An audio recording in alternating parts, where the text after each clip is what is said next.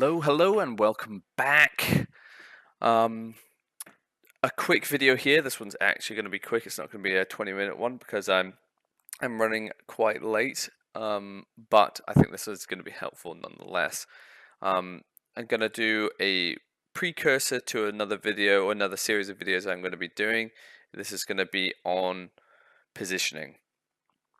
Now, this is positioning in terms of just generally what positioning can give you, from being in good positions to play defensively, avoiding crowd control, making it easy to see crowd control, and also keeping alive and various things like that. In other videos, I will go into good positioning for each map, for like range classes, melee classes, and things that you want to be doing and things that you don't want to be doing. But for now, I'm going to talk generally like what you want to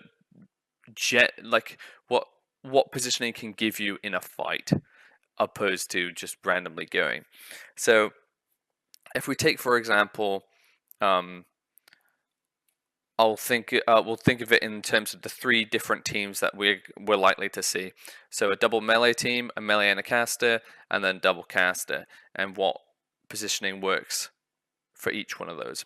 So for a double melee, which is generally called a cleave, and it's like a melee cleave that runs after kill targets. Like you see them often going after healers or going after a DPS, then trying to CC on a healer and kill that DPS.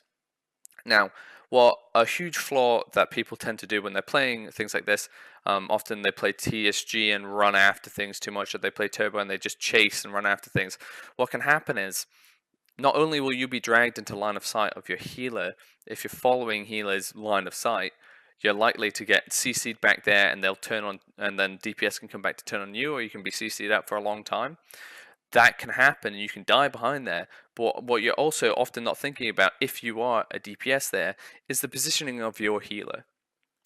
Because if you run behind a pillar like that, it's going to have to drag your healer from either another pillar or a safe area which they prefer to play, where they can avoid CC, out into the open.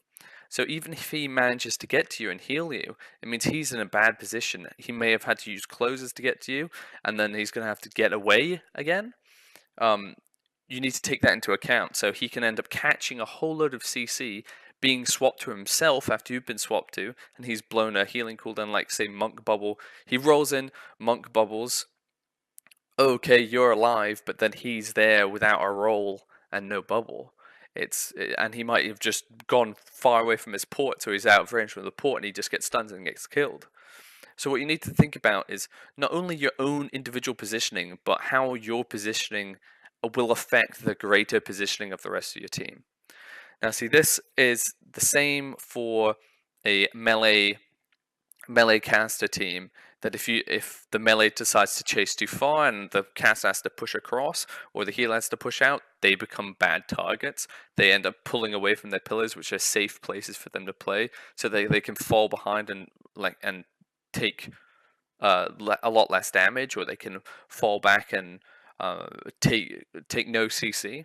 So there, with casters, you don't want to be in the middle, because there's this kind of tie up in between casters. You have the mindset of, I want to get as much damage as I can out, and I want to be able to hit whatever I want, which makes a caster want to stand in the middle of the arena so that they can see everything around them.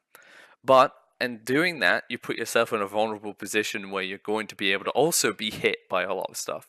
This is why casters often position themselves around pillars, so that if it comes to the point where they are taking a lot of damage, they can drop behind a pillar, and then it either has to pull somebody out of, it pulls the DPS out of position, or they end up getting behind and they're fine and they can get back to the healer and heal up.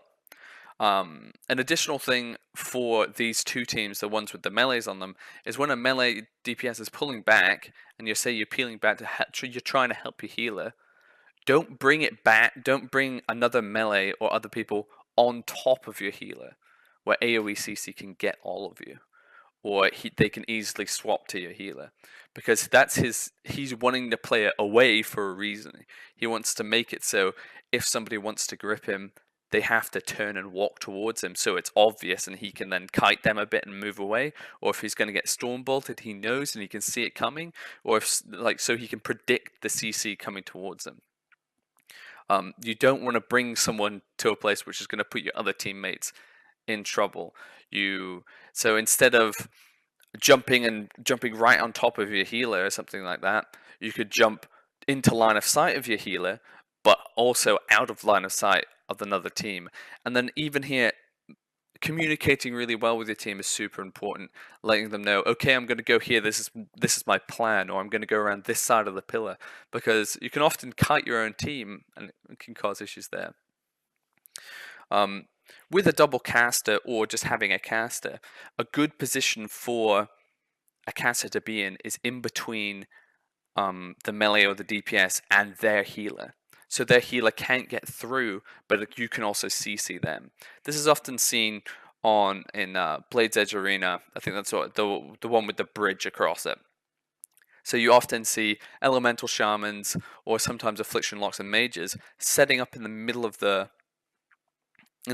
bridge, because that allows them to CC the healer from the other team and also deal damage and crowd control that DPS. So when you're playing in a team like this, you either need to notice that, okay, there's a ranged DPS cutting off me from my healer, so we need to go on to this target. Or as a ranged DPS, you can do that and cut people off. It's a really good thing to do. It causes a lot of issues for teams, especially if they don't notice it. There's other things that, well, I suppose in terms of chasing in that map specifically, if you're a melee DPS, dropping down when you're not telling your healers or you don't have a way of getting back up is really quite terrible to do. Now, in terms of that, I think that's pretty much covering the basics of what positioning is and what positioning gives you.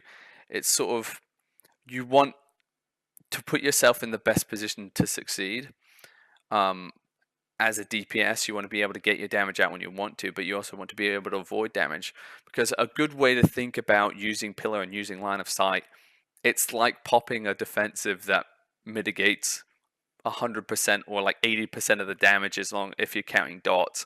So if you can kite around a pillar well, it's like having another defensive cooldown. And as I said, for healers, you want to be positioning away so you don't get caught in AoE CC. You don't want to be too close that you're easy to swap to or easy to put slows on.